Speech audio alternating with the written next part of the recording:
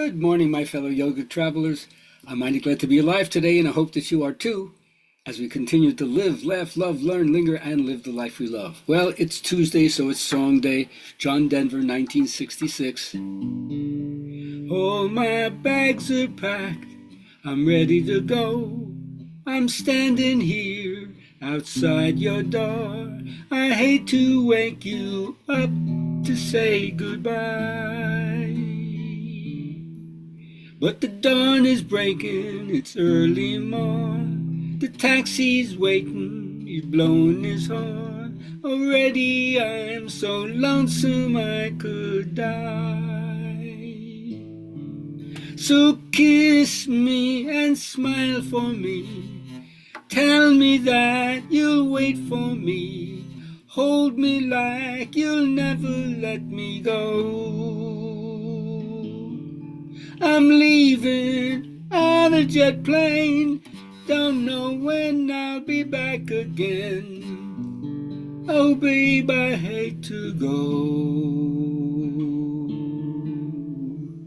For all of us traveling out there, we've all had that song, huh?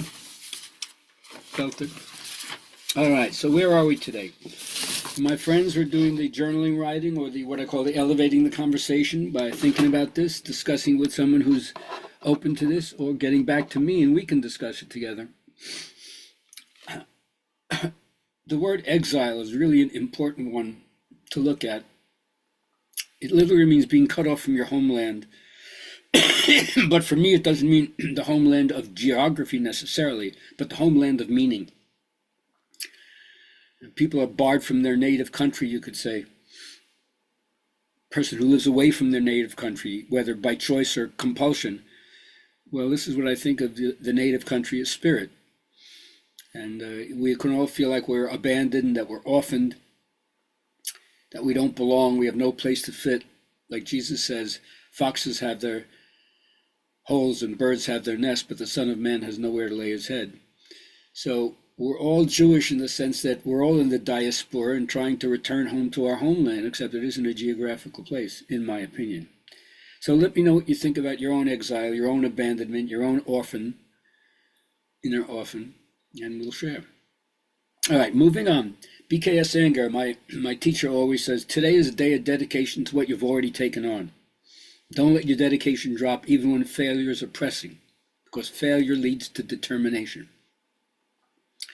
When I went to India, you think you go there open to learn, but as he would say, it's not my motive to give to you whether or not you're ripe. He can't lay the heavy teachings on you when you're a brand new beginner. You got to develop yourself, bring something to the table. He's not going to capitulate to you. That's why we often say we give the student what they need, and then when they're ready, we give the student what they think they want, but then when they're ready, we give them what they really need. All right. Now, Matthew Fox, my Episcopalian minister, always says, why is joy and contentment so unpopular? Because it's hard to talk about joy outside of the context of grief and suffering. Real joy embraces suffering. It needs to, otherwise it's false. As Joseph Campbell says, joyful participation in the sorrows of the world. You can't get away from it.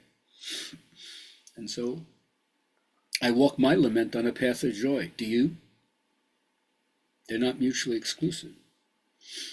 Now, my Christian teachings remind me that people are reluctant to give up their old customs and slow to be led further on than they can see. All seems to go well with people as long as your will is not being thwarted. Everything turns out in accordance with your plans, it's fine. But once your will gets thwarted, you lose your balance and you get depressed in no time. That means you really didn't have a solid base from which your spirituality flows into your daily life. Now, Michael Mead, my mythologist drummer instructor, always says that ego's trouble is specific to each person, and you really can't get where you're going without it. It's perfectly designed for you. You just have to learn to reshape your ego in the service of your deeper self. And the radiance of that deeper self is healing as it moves through your body. So here's the other question to remind you of the uniqueness beauty, depth. Yes, I'll say the greatness that was in you, that's in you. When was the first time that you found out you were golden? What experience awakened you to the fact that there was something of surpassing excellence inside? Everybody has a different point. Could have been the first time you picked up an instrument and realized I have an affinity for guitar or trumpet or drums or whatever.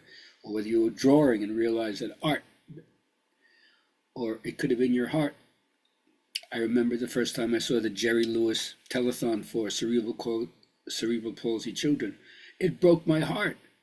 It cracked me open. I must have been only 5 years old, but already I knew I was golden at that point, not in a self-conscious way, but in the depth of my compassion and feeling for other people who were differently able.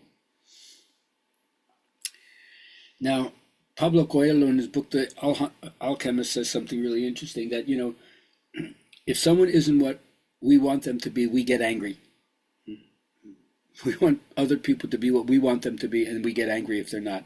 It's so funny how everyone seems to have a clear idea how other people should be, how other people should lead their lives, but none, or very few ideas about how one should lead one's own life. So save your best advice for yourself. And then finally, from my Native American healers, they remind you that sing. God respects you when you work, but loves you when you sing. Sing out from all that's holy within you, which is your depth. Find your melody and sing the gratitude for everything that you have every single day. And that's going to lead you to being a person of positive affirmation. Don't get waylaid by believing that awakening joy in your life means every single thought is positive. That doesn't happen. That's being stuck in the prison of unpredictability. You don't know what's going to happen. Let joy arise. But if you don't recognize your own negative voices, then you're under that spell of your ideas and not realize how powerful and persuasive they are. So say something positive, but believe it. Can't just give it lip service. I am wealthy with respect to all good things. And remember that your well-being, in proportion to non-well-being, is dominant. Even with all the aches and pains that you may have, your body still is probably doing amazing things to keep you going. So recognize it, praise it, be happy about it, and share your depth with other people. Have a great day.